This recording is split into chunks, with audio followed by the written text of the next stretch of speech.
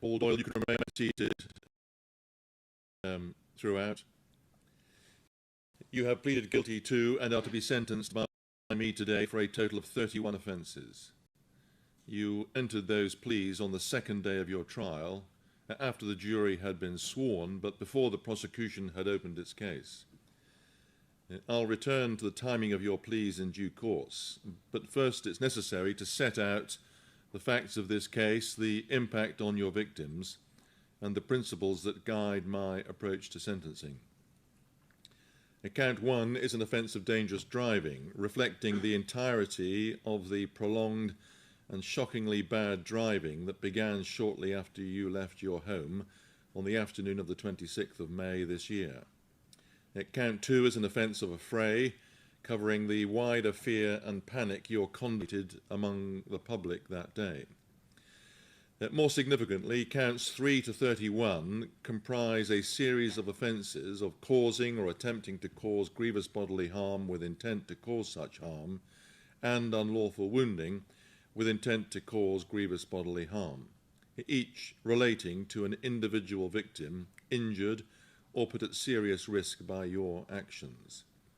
Your pleas of guilty were entered at the latest possible stage and attract very limited credit. Nonetheless, they avoided the need for victims to give evidence, and they represent an acceptance of responsibility by you.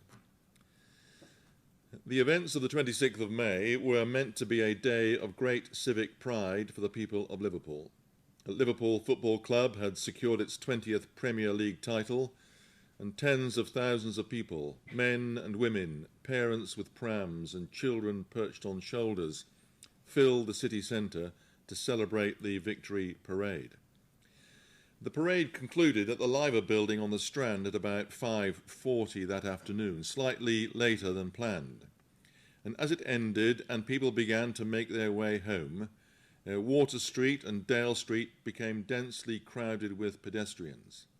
Traffic management measures were in place to prevent vehicles from entering those areas, and you were aware of those measures because you had followed them earlier in the day. Anticipating the end of the parade, you drove your Ford Galaxy MPV, weighing nearly 2 tons, from your home in Croxteth towards the city centre in order to collect friends whom you had dropped off earlier. For no reason other than impatience and arrogance, your driving into the city was routinely dangerous. In poor weather conditions, you repeatedly undertook other vehicles at speed, you approached road hazards too quickly, and you drove through traffic lights at a busy junction when they were clearly showing red against you. You arrived at and entered Dale Street at 5:54 p.m. that afternoon, travelling against the flow of dispersing fans. From the outset, your driving was aggressive and dangerous. You frightened pedestrians, leaning on your horn and shouting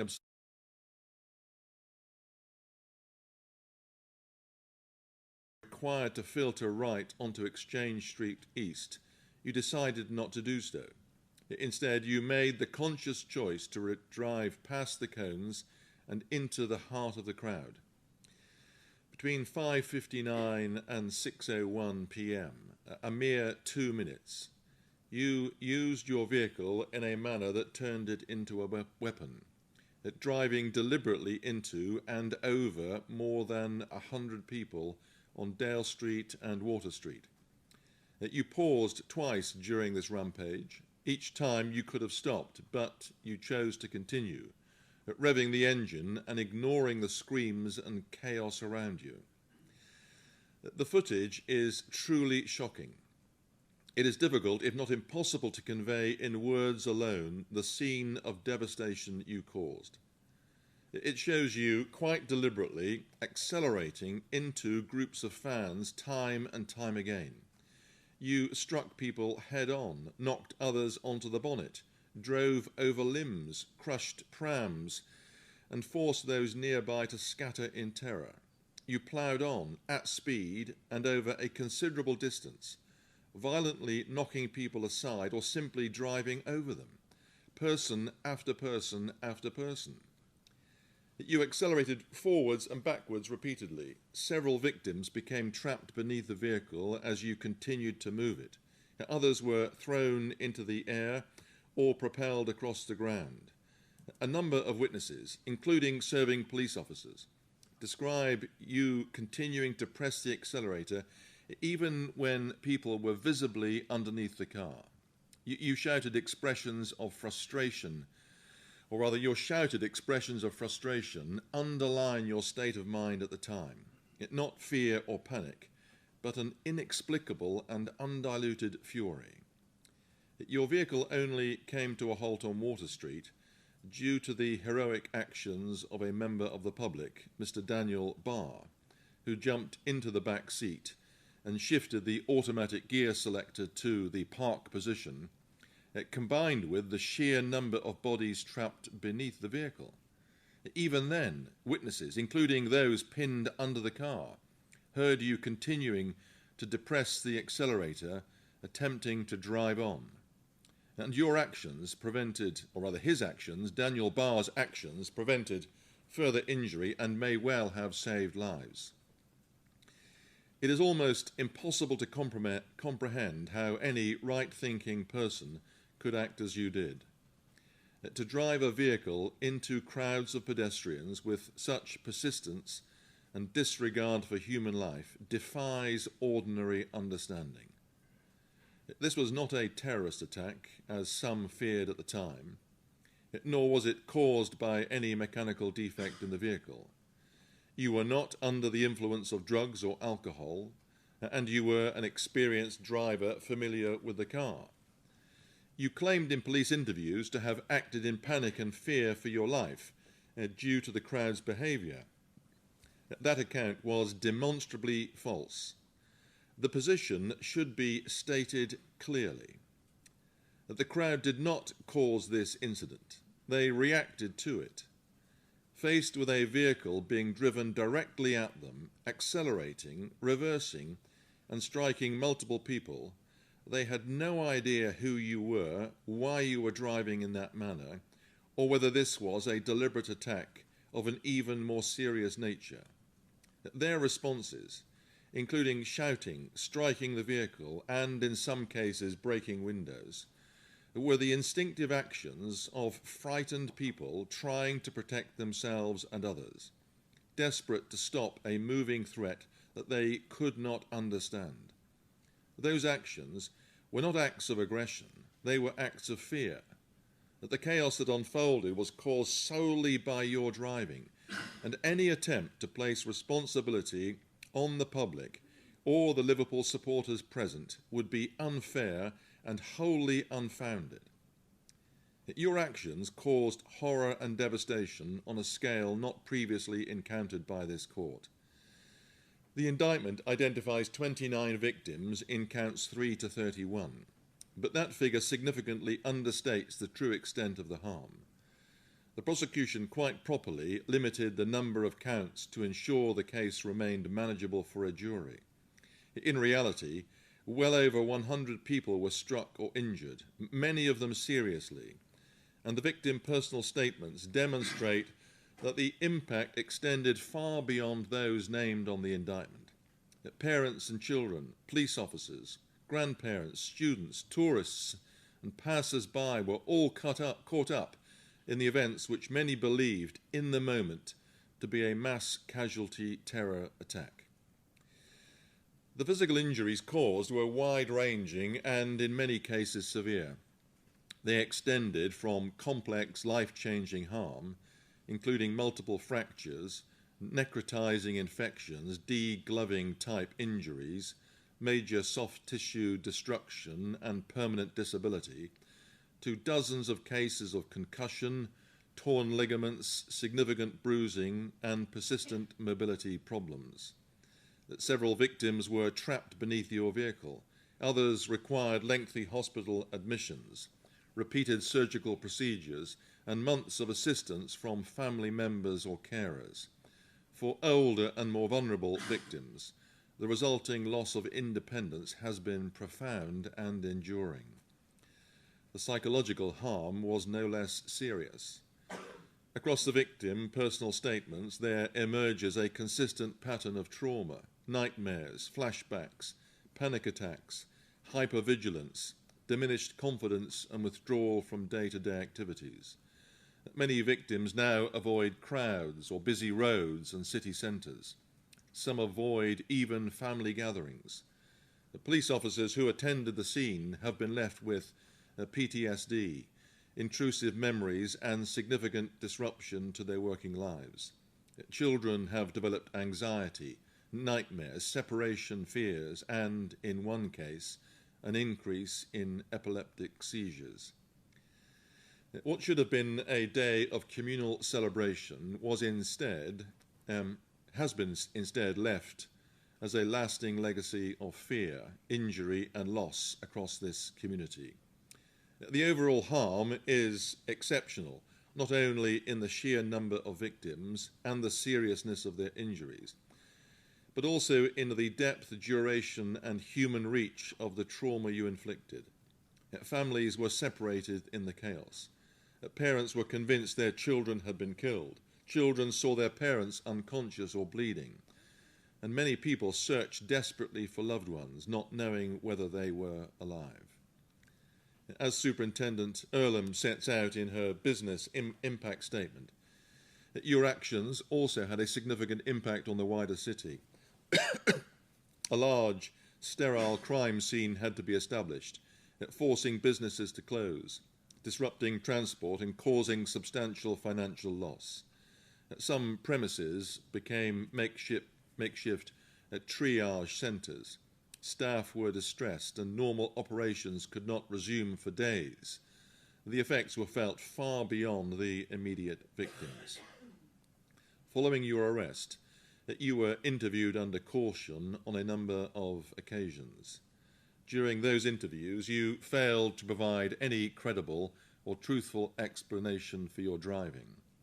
The accounts you offered were inconsistent, implausible, and plainly contradicted by the objective evidence, including extensive CCTV and body-worn footage.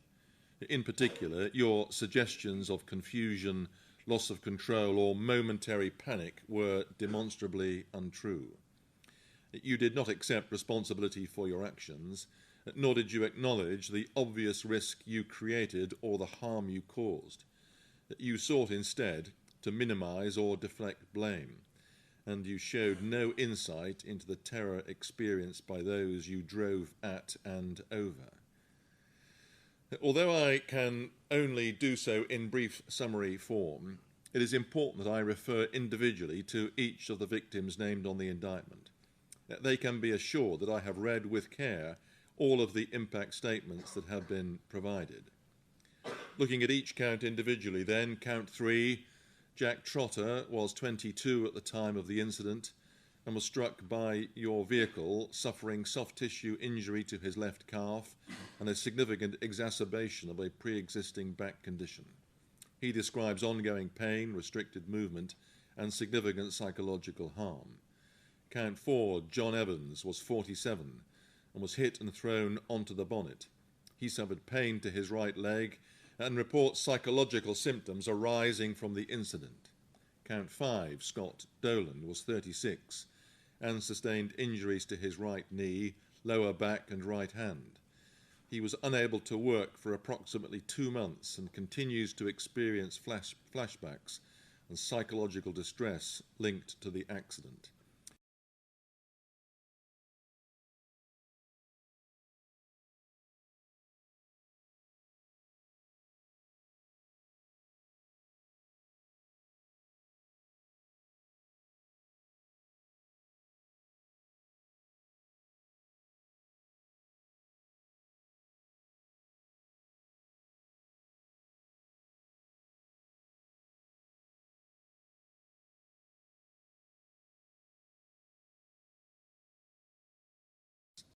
Count 8, Helen Gilmore, was 51. She sustained a fractured left fibula, a sprained ankle, extensive soft tissue injuries and bruising to her elbow. She describes lasting pain, reduced mobility, and a persistent emotional impact on both herself and her family.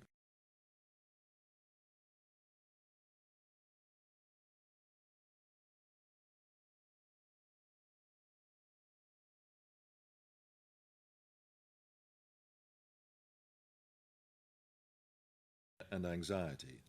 Count 10, Jacqueline McLaren, was aged 60 and sustained a fractured left ankle. And since the incident, she has experienced disturbed sleep, recurrent flashbacks, and a persistent fear of crowded places, significantly affecting her daily life. Count 11, Anna Belonozenko was 43 and had, with her family, previously fled the war in Ukraine.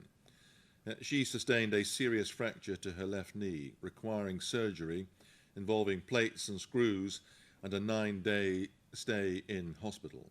She continues to suffer chronic pain, restricted mobility, and profound psychological trauma.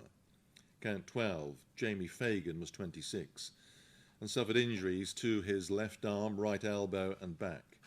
He distant discomfort and intrusive memories, replaying the events repeatedly in his mind.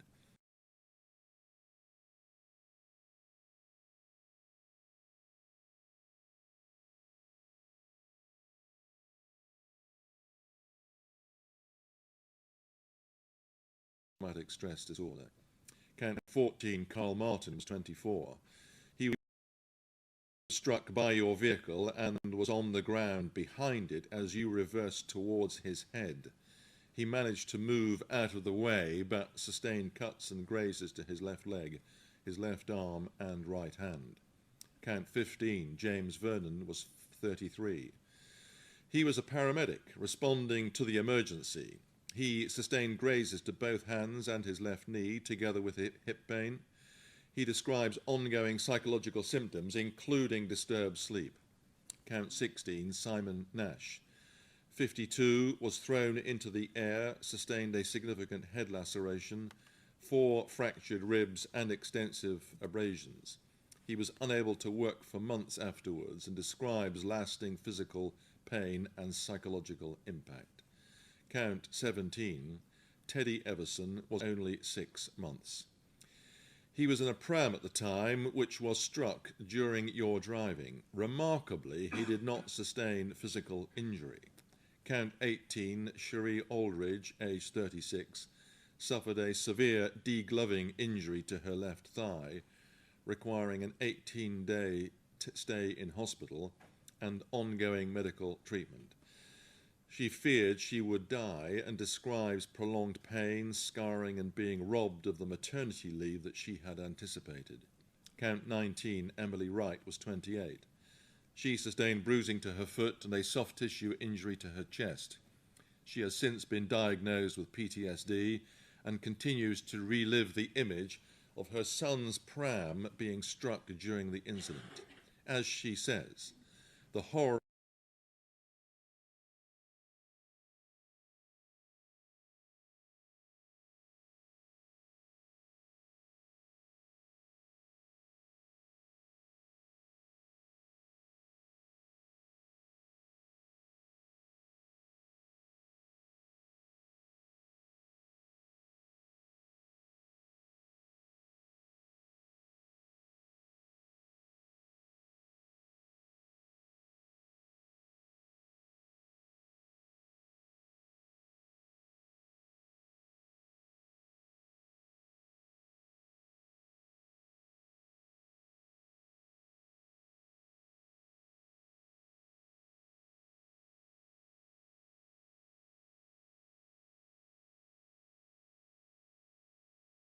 Count 22, Robin Dark, was 61 and suffered a deep wound to his heel, requiring 10 stitches. That the wound became infected, leading to 5 surgical procedures, 9 nights in hospital, 3 months in a wheelchair, and permanent scarring. He describes his retirement as having been utterly ruined. Count 23, Sam Alexander, was 31 and sustained a fractured ankle and multiple fractures to the midfoot together with cuts and grazes. He describes ongoing pain, reduced mobility, and feelings of guilt that he could not protect his partner. Count 24, Hannah O'Neill, aged 30, sustained a fractured ankle which continues to affect her mobility. She describes a profound loss of confidence and emotional distress, with her wedding plans being postponed as a result. Count 20, Stefan Detlaff, was 73 and suffered 4 broken ribs, together with cuts and bruising, and required an inpatient admission to hospital for 5 days. He describes continuing psychological symptoms affecting both himself and his family. Count 26, Christine Zieks, was 66 and sustained 6 broken ribs, a hemothorax, subcutaneous emphysema, fractures to her fingers, and a wrist fracture, and she was in hospital for 4 days. Count 27, David Price, was 44 and suffered a laceration above his right eye, a swollen cheek and black eye, together with back pain and cuts to his knees. He experienced shock and distress after being struck by the car. Count 28, Susan Pacey, was aged 77.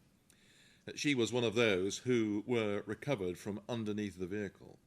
She is fortunate not to have been killed. She sustained multiple fractures, including to her forearm, collarbone, pelvis, spine and ribs, together with a broken nose. Multiple bruises and grazes to many parts of her body and head, and she required surgery and spent 27 days in hospital. And she continues to suffer severe physical limitations and psychological distress. Count 29, Aaron Cothliff, was 17. He was found under the vehicle and sustained extensive abrasions, bruising to both legs, a sprained knee, shoulder bruising, and a small fracture to the tibia, complicated by infection. His mobility was affected for months, his education disrupted, and he describes significant psychological impact. Count 30, Ethan Gilland, was 17. He also was recovered from beneath the vehicle. He sustained a large area of gravel rash to his back, abrasions to his knee and ankle, and a soft tissue injury to his leg as a result of being struck. Count 31, James Weston, aged 40, was struck by the vehicle and suffered cuts and grazes together with pain to his hip, elbow and knee. In order properly to understand this case, it is important to recognise that the offences you have admitted were not the result of momentary recklessness or a panicked reaction. The truth, as captured on your own dashcam and multiple CCTV and mobile phone recordings, is that you lost your temper in a rage, determined to force your way through the crowd regardless of the consequences. By your pleas of guilty, you admit that you intended to cause serious harm to achieve that end, even to children. The task of determining the appropriate sentence in this case has been far from straightforward, not least due to the unprecedented nature of the incident and the sheer number of victims involved. Nonetheless, I am required to determine the seriousness of your offending, and in particular to assess your level of culpability and the nature of the harm you caused by reference to the relevant Sentencing Council guidelines for each type of offence.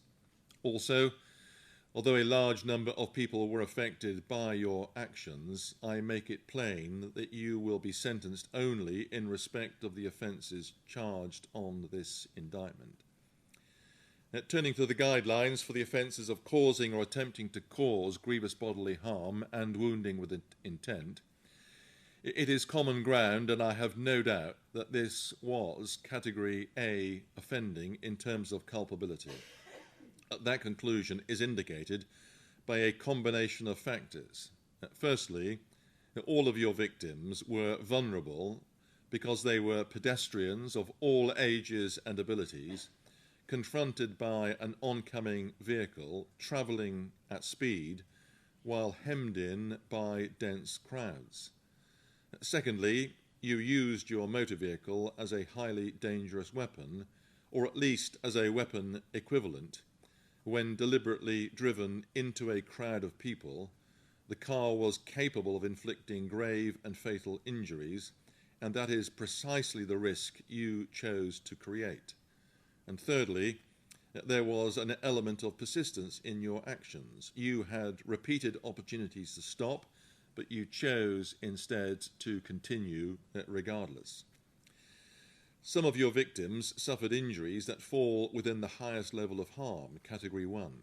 That is because the impact resulted in permanent injury, including psychological condition, that has had a substantial and long-term effect on their ability to carry out their normal day-to-day activities. Examples of this level of harm are to be found in Count 28, Susan Pacey, and Count 22, Robin Drake. Others suffered injuries falling just short of this level of harm. The starting point for a single Category 1A offence is 12 years custody, with a range up to 16 years. The starting point for a single Category A2 offence is 7 years custody. Of course, I am not concerned here only with a single offence. There are a number of aggravating factors not already taken into account. You have a number of previous convictions. You are now aged 54. Between the ages of 18 and 22, you accumulated a number of convictions, including for offences of violence, one of which resulted in a sentence of 12 months imprisonment. Those convictions were interwoven with your short period of military service, from which you were discharged on the basis that your services were no longer required. Although you are not a man of previous good character, and perhaps have always had issues with your temper, you have not, though, committed any other offence for many years, and I do not increase your sentence, therefore, because of this antecedent history.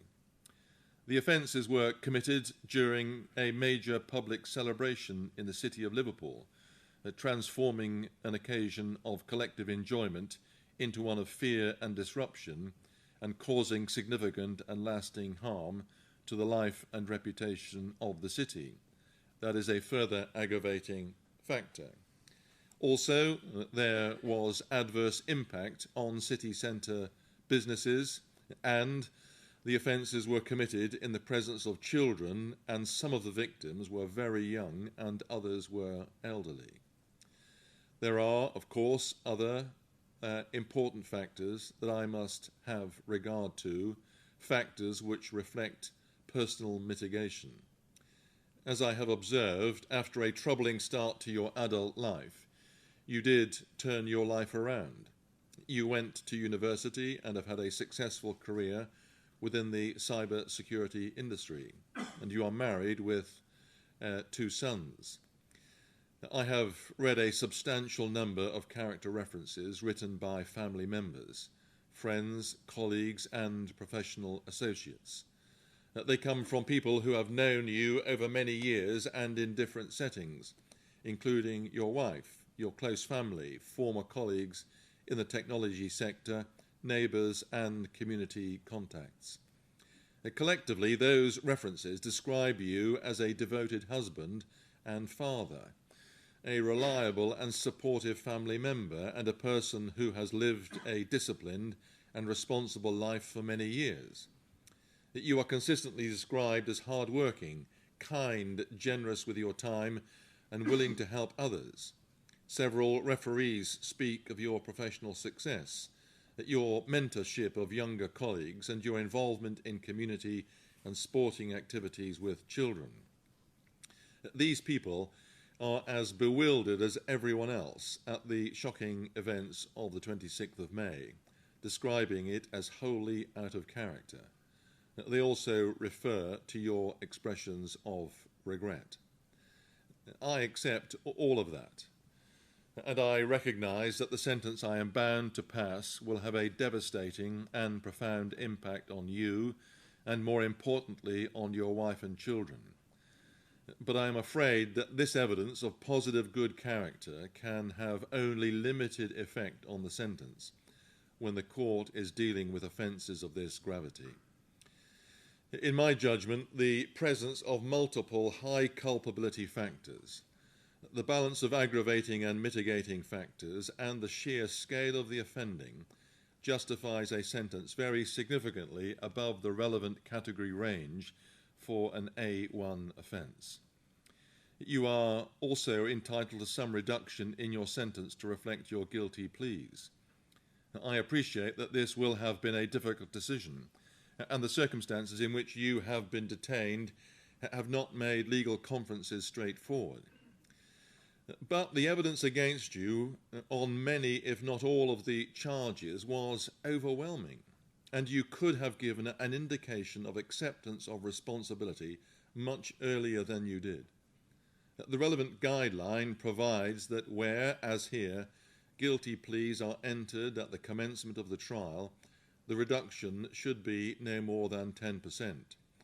I am not persuaded that you should receive greater credit than that. Because many of these offences are specified offences, I am required to consider the issue of dangerousness. That is, whether there is a significant risk of you committing further specified offences, and, if so, whether there is a significant risk of you causing serious harm as a result. Given the highly unusual circumstances of this case, your general character, and your lack of previous convictions for similar behaviour, I am not satisfied that you do present such a risk. The further matter which requires to be considered in this case is the issue of totality. In a case such as this, I cannot simply take a figure for one offence and multiply it by a factor of 29. A proper balance must be struck between the acknowledgement of your multiple and very serious offending and the imposition of a just and proportionate sentence. I take all of the Section 18 offences as the lead offences, and all sentences will run concurrently. The total sentence will reflect your offending in respect of all associated offences on the indictment. In the circumstances, the total sentence which I impose upon you is one of 21 years and 6 months imprisonment. It would have been 24 years after trial. This will comprise sentences of 21 years and 6 months on each of the 12 Section 18 grievous bodily harm and wounding offences, sentences of 16 years on each of the attempted Section 18 offences, and sentences of 20 months on each of the offences of affray and dangerous driving. As I have said, each of those sentences will run concurrently, making a total sentence of 21 years and 6 months. You will serve 2/3 of that sentence in custody before you are released on licence. If you fail to abide by the conditions of your licence, you can be returned to serve some or all of the remainder of that sentence. For the offence of dangerous driving, you will also be disqualified from holding or obtaining a licence to drive, and you will be disqualified until you have passed an extended retest. Many people will think that you should never be allowed to drive again, but I must also consider your prospects for rehabilitation. I intend to impose a disqualification from driving that will operate for a further 3 years after your eventual release. The total period of the disqualification from today's date that comprises a combination of extension and uplift to reflect the term in custody you will serve. To spell this out, the period of discretionary disqualification is 3 years, plus 10 months extension representing half of the custodial term for the offence of dangerous driving, plus 13 years and 6 months uplift to reflect the sentences imposed on the other offences. Because the disqualification cannot be backdated to the date you went into custody, I consider it right to reduce the discretionary period by 6 months to take account of the approximate time you have already spent in custody. The total disqualification from today's date will therefore be 16 years and 10 months. This is not intended to be a mathematical calculation. but it should ensure that upon your release you will be subject to disqualification for a period of around 3 years. Mr. Doyle, you may now go with the officers.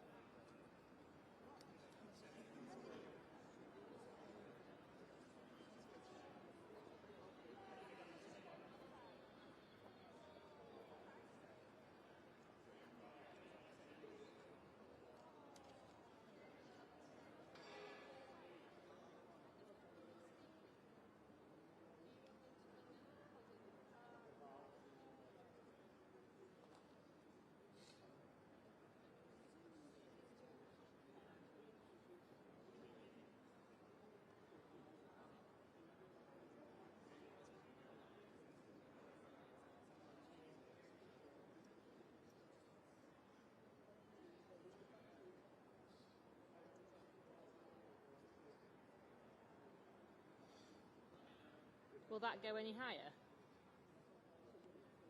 Looks a bit bent, like leaning.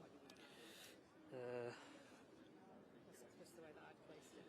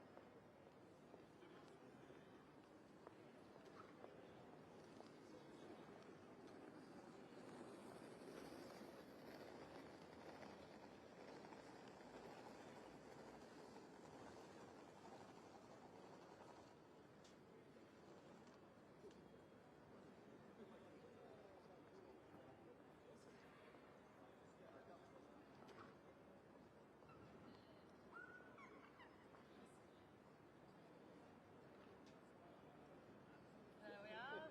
Thank you so much. You're very welcome. Sorry I couldn't get my signs sooner. That's all right. Thank you.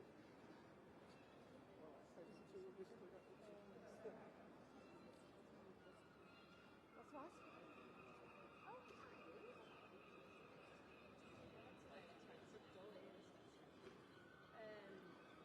Grid line okay, a bit closer? Not for me, obviously. Right here, just literally there, yeah? Right up to the mics, okay. Right. Is that right here? We'll give you 10, how much warning do you want? A couple of minutes more. Yeah. It'll be Detective Chief Inspector John Fitzgerald. Yeah. Again? Not Patrick. Not Patrick, no. Whoever Patrick is the lead investigator, and then Yeah. it'll be the CPS as well this weekend. Yeah. It'll be in fact, it's the same two at the press briefing. Yeah, exactly. Okay. Yeah, yeah. Thank you. Thanks, Michelle. It's Detective Chief Inspector John Fitzgerald, who's the SIO for the case, and then it'll be the CPS. Did Michelle give a time? Just a 2-minute warning. Is it a 2-minute warning now? No, no. Oh, okay.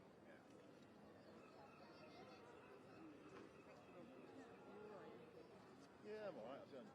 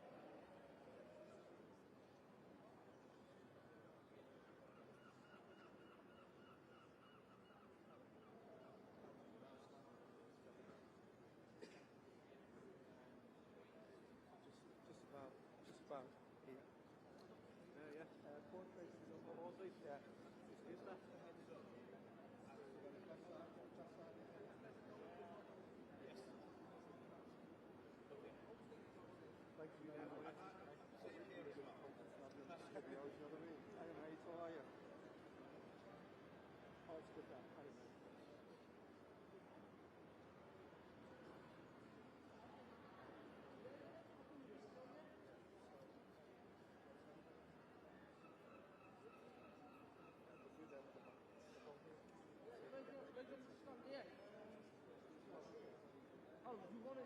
Yeah.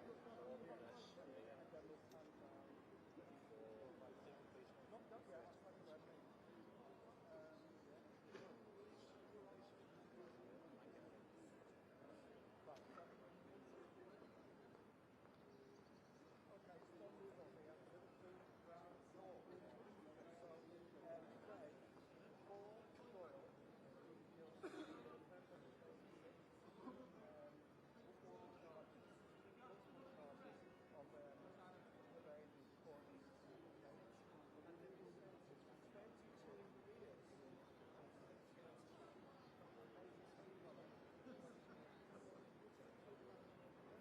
A lot of people have come to there is still a lot of people angry at what happened on that day on May the 26th. And here, you can see the fans from around the world.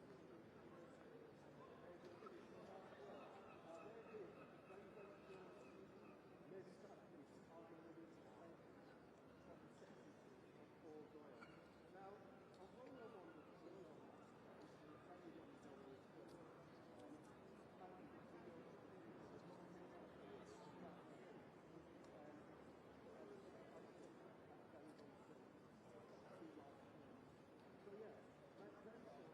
have the best conference here by making private time. So start with Liverpool and Paul, and we'll just try to say that.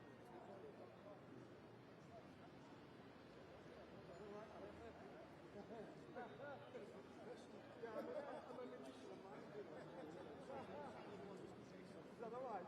Shall I do one? Is that alright now?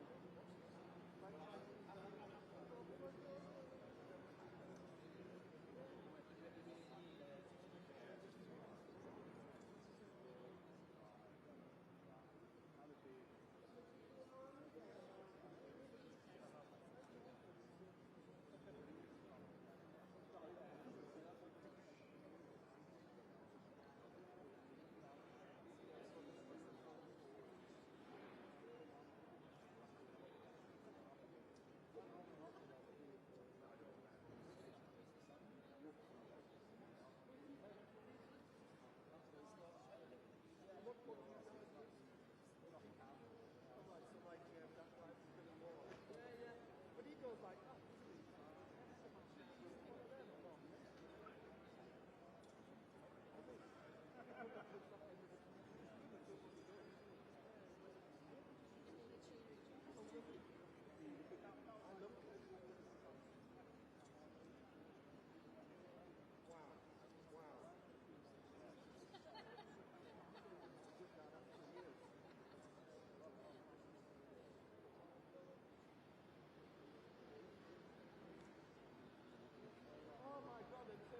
so they're the same ones.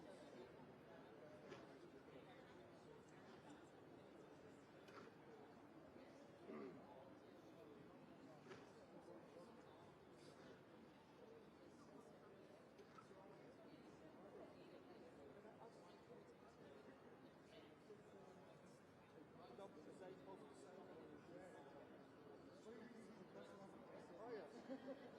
Got loads of views on YouTube. Yeah. You know there. Yeah.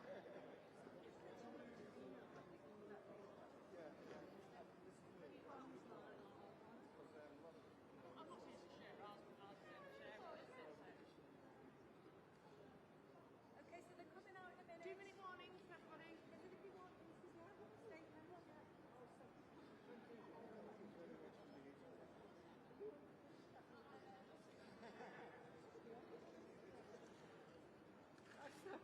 well, hi. Anybody else want the statement?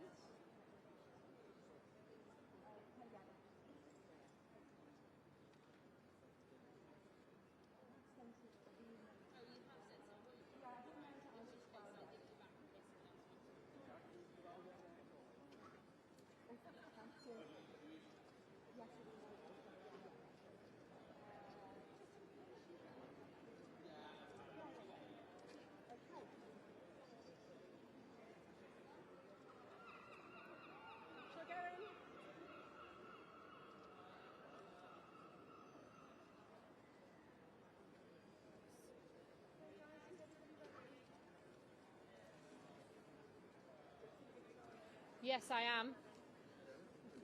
Sorry, I'm just checking.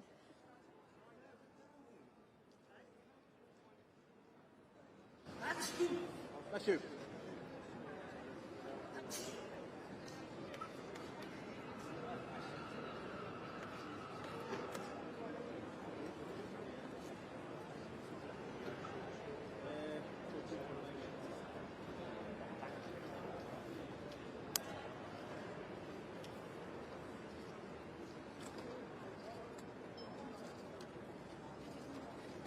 Afternoon, ladies and gentlemen. My name is James Allison from the Crown Prosecution Service. I'm the lead prosecutor on the case of Mr. Doyle.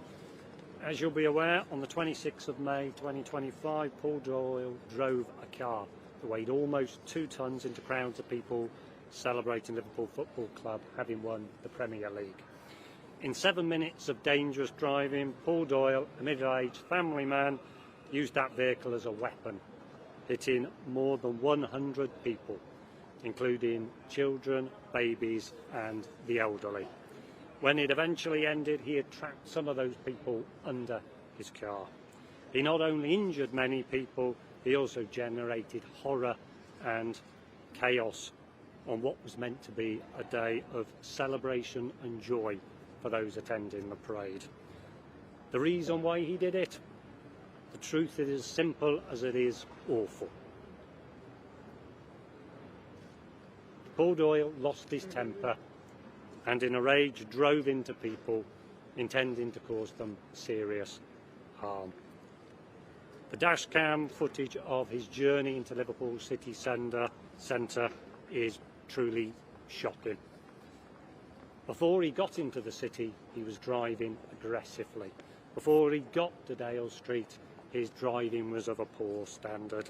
He was undertaking other cars, going through red lights, nearly hit some pedestrians at a crossing. He did not even stop when he knew there were people under his car. He continued revving his engine to try and continue forward. You'll be aware of how many people he hit. Over 100 people were hit, over 100 people were struck by the car, and many of those were injured and caused serious harm. When his car finally did come to a stop because of the actions of those people under the car, but also the actions of one man, Daniel Barr, a man who can truly be described as a hero. We've all heard the judge commend Daniel Barr in his sentencing remarks. Mr. Barr got into the back of Paul Doyle's car. He did not know what he was facing when he got in, but he did know he had to stop that car. To do so, he put the controls of the automatic car into park and held it there, leant forward, pushing forward, holding that stick in place. It's because of his actions and a combination of those people trapped under the car that the car eventually came to a stop. There's no doubt that he prevented many more injuries, possibly even fatalities. I've got no doubt that Mr. Barr would continue to drive. The Crown Prosecution Service would like to thank Daniel Barr, like the judge did, for what he did on that day. When he got into Daniel Barr's car, he had no thought for his own safety. He just knew he had to do something to stop that car. The Crown Prosecution Service would also like to thank all the emergency services who responded that day, all those present who assisted those who were injured, the members of the public who assisted the police by providing invaluable pieces of evidence which helped build the case against Mr. Doyle. I'd also like to thank John and his investigation team and basically Merseyside Police generally for all the hard work they put in and providing me and the prosecution team with the evidence which meant that the case resolved as it did. We had to watch an awful lot of CCTV, mobile phone footage, City Watch footage to build a strong case against the defendant, Mr. Doyle. In the end, Mr. Doyle had no choice but to plead guilty to all 31 charges that he faced.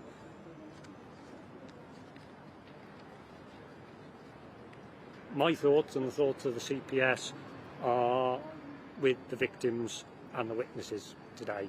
They've been through a difficult 2 days, reflecting on a day in Liverpool on the 26th of May, which should have been a day of joy and celebration, but turned to horror in the space of 7 minutes. So I'll hand over to John. Thanks, James. Paul Doyle is today starting a lengthy prison sentence as a consequence of his actions on the 26th of May this year. It is difficult to comprehend the devastating impact the events of that day have had and continue to have on so many people. On what should have been a day of celebration for the city, Doyle chose to act in an aggressive and dangerous manner with no regard for the safety and well-being of other people.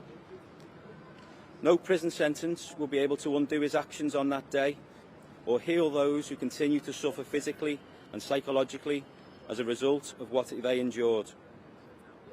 Our thoughts remain with everyone affected, and I hope that now the judicial process is finished, those people will be able to start moving on and rebuild their lives. I hope that this prison sentence will also give Doyle the chance to reflect on his actions and the impact that he has had. This has been one of the most extensive investigations in the history of Merseyside Police.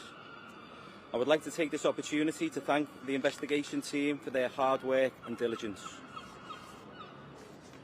Over the past 7 months, we have supported 134 victims, spoken to more than 1,500 witnesses, viewed nearly 280 pieces of footage, and gathered over 700 statements. I'd also like to thank those who bravely came to the assistance of those injured and impacted on the day, including Merseyside Fire and Rescue Service, the North West and St John's Ambulance Services, His Majesty's Coast Guard and our policing colleagues. And I'd also highlight what has already been mentioned in the exceptional bravery of Daniel Barr.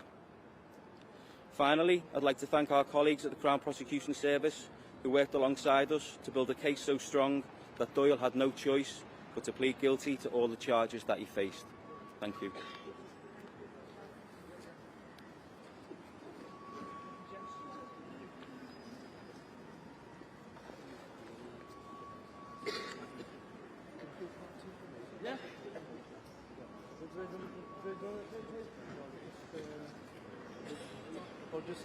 We'll just do here. We'll just Right in front today? Yeah. Michelle? Ready, yeah? Yeah. Okay, so Merseyside Police and the Crown Prosecution Service have just released this statement, our statement, about the sentencing of Paul Doyle, who got 22 years and 6 months for multiple charges concerning the Liverpool parade. So here you can see the TV camera crews from around the world. You'll be reading this in the newspapers tomorrow. You'll see it online. You'll see it on the news later on this evening. Good Morning Britain tomorrow. And yeah, there was a bit of a media frenzy, but it can't be underestimated that the victims are still suffering a lot. So I hear people saying that there's no one killed, but there's a lot of victims who are still suffering a lot of trauma over what happened on that very day, and they've got some still life-threatening injuries. So it's done Liverpool here at the sentencing at Liverpool Town Court of Paul Doyle, who's been sentenced to 22 years and 6 months, and from Liverpool Town Court. Thank you for watching the video. Thank you so much. You talk so well, don't you? Yeah, just flows. Yeah. With no script and stuff. Yeah. It's not easy, but I need the training and stuff. Oh, right, lad. Yes, I did that. You know what I mean? That has you with your mind reading as well, does it? Kind of, yeah. But it's not, a lot of people have scripts and all that, and I had to just do it with Yeah. Is that all right? Thank you. And you've got my card. You'll follow me on Instagram and stuff. Yeah, so there's my Instagram, City Magic. You've got a YouTube channel? I'm on YouTube and I'm on Google. If you type my name in Google, it's the first search what comes up.